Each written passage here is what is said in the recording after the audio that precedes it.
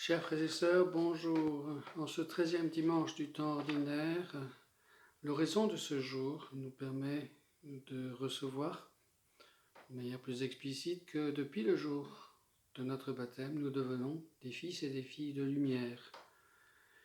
Et nous demandons à Dieu de nous protéger, de ne pas permettre que nous puissions être plongés dans la nuit à cause de l'erreur.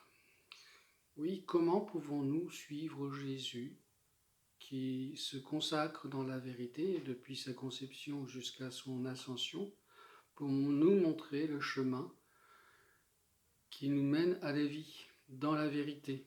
Comment pouvons-nous être nous-mêmes disciples missionnaires qui soient au service de la vérité pour vivre dans la vérité un amour qui soit source d'unité pour tout le genre humain, comme le Concile Vatican II nous y invite. Oui, comment? Il s'agit là d'un discernement prudentiel. Oui, quels sont les moyens qui vont me permettre de tendre vers la béatitude éternelle et d'entrer dans cette dynamique de la charité qui va entraîner non seulement l'Église, mais aussi toute l'humanité vers ce bonheur. Alors, la première chose, c'est de se poser cette question. Ensuite, d'être à l'écoute de notre cœur. Qu'est-ce qui fait vivre mon cœur profond? Quelles sont les valeurs? Quelle est mon espérance? Par quoi suis-je attiré dans ma vie chrétienne? Qu'est-ce qui fait l'objet de mon attraction?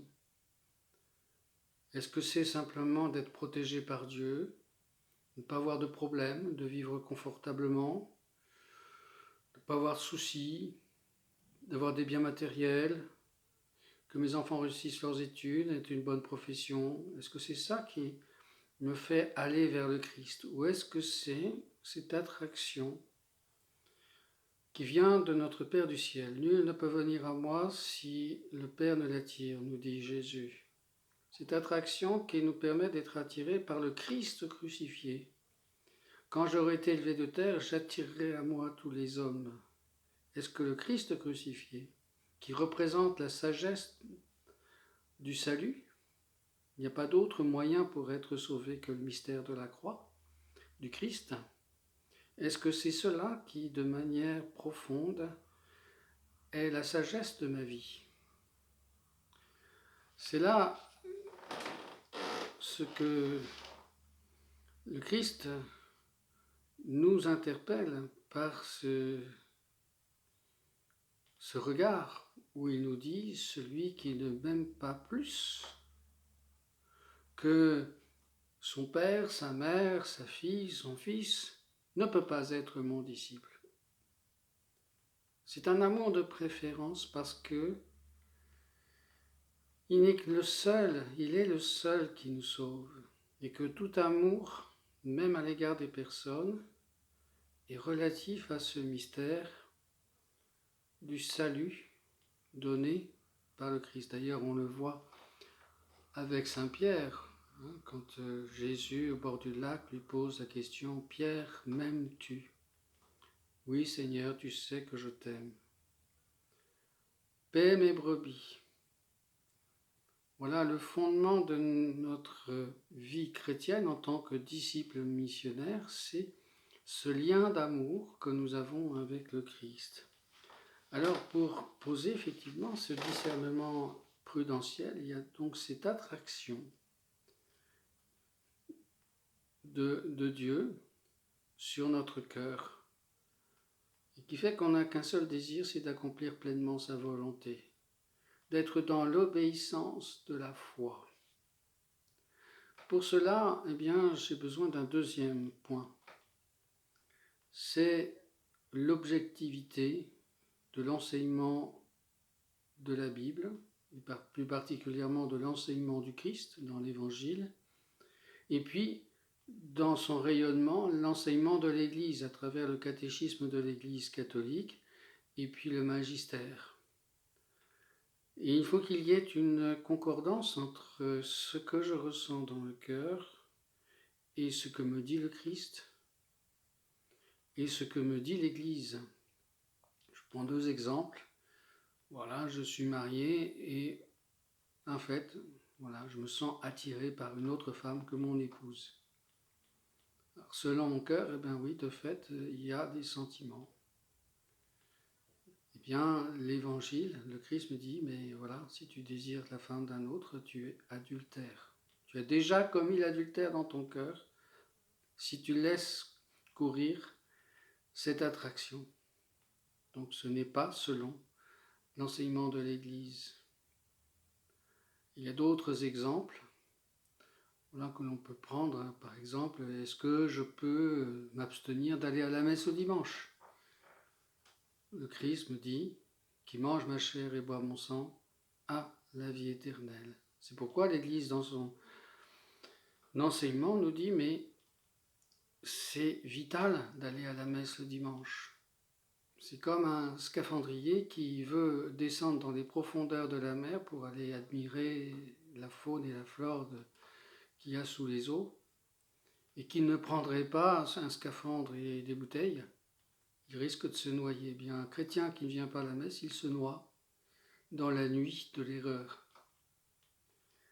Et l'Église est là pour lui rappeler ce qui fait la force de sa sanctification. Il va pouvoir entrer dans cette intimité avec Dieu qui le prépare à la béatitude éternelle. Voilà. Et donc, c'est important de voir ce double éclairage, cette concordance entre ce que je porte dans le cœur et ce que me dit objectivement et l'Évangile et l'Église dans la lumière de l'Évangile. Et puis, eh bien, si nous avons dans notre cœur cette interrogation, comment puis-je tendre vers la vie éternelle?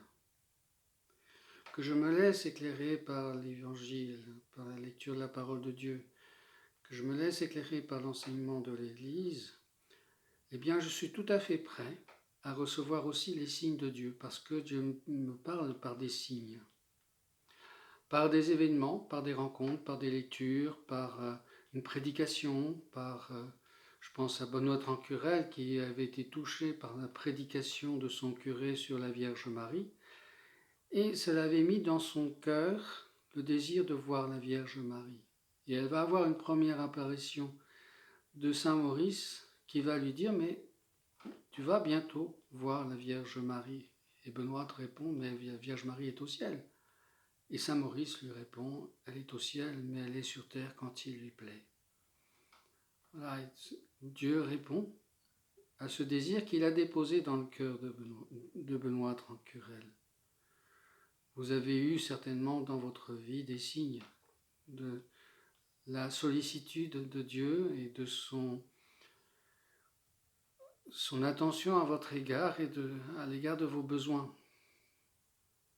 Voilà, ce sont les signes de Dieu qu'il faut particulièrement demander pour des grandes décisions à prendre. C'est vrai que si vous avez à choisir entre dire le chapelet ou faire le chemin de croix, pour Dieu, ça n'a pas beaucoup d'importance. Ce qu'il voit, c'est que vous cherchez à être en communion avec lui, à recevoir le mystère de son Fils pour vivre de cette attraction d'amour.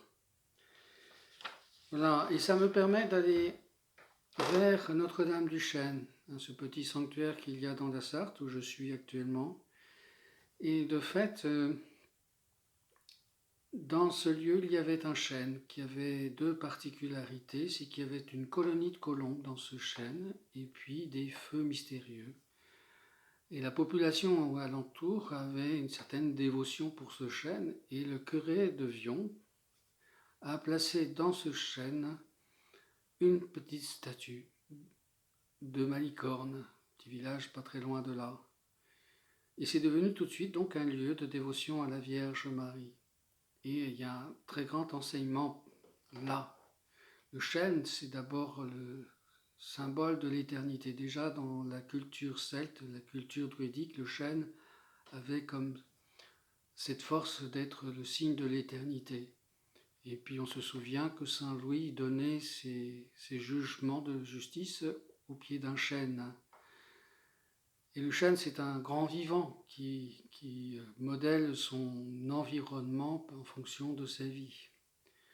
Et dans ce chêne, il y avait donc des colombes. Des colombes, on sait combien la colombe est liée à l'Esprit Saint dans la Révélation, entre la colombe de la Genèse et puis la colombe de l'Esprit Saint au-dessus de Jésus lors de son baptême. La colombe qui est le symbole de l'Esprit Saint, et il y a un père de l'Église qui nous dit aussi dans un écrit que la colombe c'est aussi le signe de ceux qui ont atteint la maturité spirituelle, donc la sainteté, donc qui sont citoyens du ciel. Et pour nous les colombes, Notre-Dame du Chêne, c'est une espérance d'être citoyen du ciel, sous la mouvance, sous la docilité de l'Esprit Saint. Et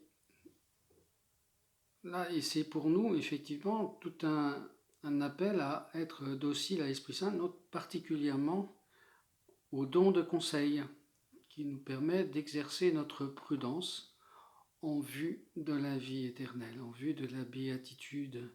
Et on le voit dans l'histoire de Notre-Dame du Chêne, puisque Élisabeth de Quatre-Barbes est venue dans ce petit sanctuaire pour demander à la Vierge Marie, donc trône de la sagesse, une lumière, un éclaircissement sur sa vocation. Et c'est comme ça qu'elle est entrée au Carmel, à Beaune, où elle en est devenue la prieure quelques années plus tard, et où elle pourra développer la dévotion de l'enfant Jésus. Il y a aussi un prêtre diocésain qui est venu à Notre-Dame du Chêne, parce qu'il sentait un appel à la vie monastique à Solesmes, et il a eu sa réponse, il est rentré à l'abbaye de Solesmes. C'est pour ça que nous continuons aujourd'hui à prier pour les vocations sacerdotales, religieuses, et pour nos diocèses, pour notre diocèse de la Sarthe, du Mans, voilà, et pour toutes les vocations. Voilà, et puis bon, il y a aussi une vocation à sainteté dans le mariage, donc il s'agit aussi de venir pour les familles et de venir demander la grâce de répondre à la vocation à la sainteté dans leur vie familiale. Voilà, et c'est important de recevoir ces signes qui nous sont donnés par la Providence. C'est vrai qu'il n'y a pas eu d'apparition proprement dit de la Vierge Marie à Notre-Dame du Chêne, mais l'enseignement n'en est pas moins fort. Et ça doit nous aider à être conscients que Dieu nous accompagne et que les signes ne manquent pas. Voilà, à condition de vivre vraiment dans la foi. Voilà, les habitants des alentours, quand le père Buret a placé cette petite statue, ont été invités à passer peut-être à des croyances, voire des superstitions, des croyances magiques, de les délaisser pour vivre dans la foi, dans l'espérance et la charité. Ça imprègne encore nos campagnes, et de fait on doit encore être attentif quand des personnes viennent nous demander de bénir des objets, que ce ne soit pas pour un usage superstitieux, voire magique, voire ésotérique. Et ça, c'est remis à la responsabilité de chacun. Et nous devons être prudents dans cet usage des choses sacrées. Il y a un évangile qui nous le dit, ne donnez pas des choses sacrées au pourceau. C'est dur comme parole, mais de fait, voilà. Le pourceau, c'est le symbole du consommateur. Le concupiscible du porc est assez fort. Donc, il ne s'agit pas de consommer les choses sacrées. Il s'agit de les mettre au service de ce pourquoi elles ont été créées par Dieu pour notre sainteté. Voilà, et bien que nous puissions nous confier à la Vierge Marie, Notre-Dame du Chêne, trône de la sagesse, pour qu'elle puisse nous aider, sous la mouvance du don de conseil, à discerner la volonté de Dieu, avec les risques que ça comporte. Et oui, ça n'empêche pas parfois des échecs, même avec un discernement qui semble sûr, des échecs, parce que la contingence, on ne la gère pas. Ça peut marcher comme ça ne peut pas marcher. Ça ne veut pas dire qu'on a manqué de discernement, mais les faits ont été autrement et qu'il faut prendre une autre voie peut-être. C'est la permission de Dieu. Voilà, je vous remercie de votre écoute et je vous confie à l'intercession de la Vierge Marie, Notre-Dame du Chêne, trône de la sagesse. Amen.